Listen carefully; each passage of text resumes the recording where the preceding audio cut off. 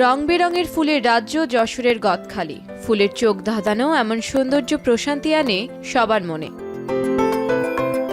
বছর জুড়ে ফুলের চাষ হলেও নভেম্বর থেকে এপ্রিল মাস পর্যন্ত চলে ফুল চাষের মূল মৌসুম। এই 6 মাসে মহান বিজয় দিবস, ইংরেজি নববর্ষ, বিশ্ব ভালোবাসা দিবস ও ফাল্গুন, আন্তর্জাতিক মাতৃভাষা দিবস ও স্বাধীনতা দিবস ঘিরে চলে ফুলের চাষের তোড়জোড়। বিশেষ এসব দিবসের প্রায় 70% ফুলের যোগান হয় গদখালি থেকেই। তাই চাহিদা মেটাতে সকাল সন্ধ্যা সবসময় মাঠে বেড়েছে কৃষকের ব্যস্ততা। সব থেকে বেশি চাষ হচ্ছে গোলাপ, জারবেরা, গ্ল্যাডিওলাস, রজনীগন্ধা আর গাঁদা ফুলের।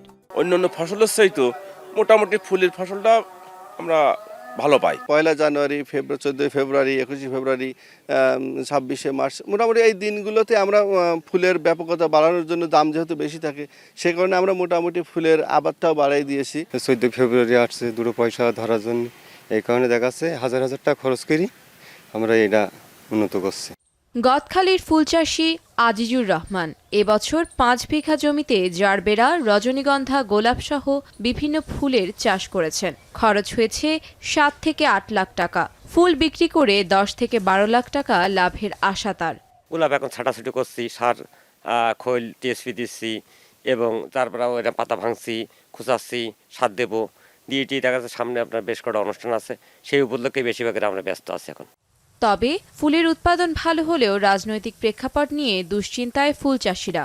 রাজনৈতিক প্রেক্ষাপট যদি ভালো হয় তাহলে আমাদের ফুলের বাজার ভালো হবে, চাঙ্গা হবে। সিজনের ফুল আসা পর্যন্ত 50 থেকে 60 হাজার টাকা আমাদের খরচ হয়। প্রচুর পরিমাণে যদি ফুল হয় তাহলে মনে করেন যে আমরা সামনে একটা লাভের আশঙ্কা আছে আমাদের। রাজনৈতিক কোনো অস্থিতিশীলতা না থাকে এবং আগামী যে অনুষ্ঠানগুলো আছে সেগুলো যদি আমরা পরিপূর্ণভাবে পালন করতে পারি, উদযাপিত হয়, তাহলে আমাদের 4 থেকে 500 কোটি টাকার ফুল এই অঞ্চল থেকে বিক্রি হওয়ার সম্ভব আছে।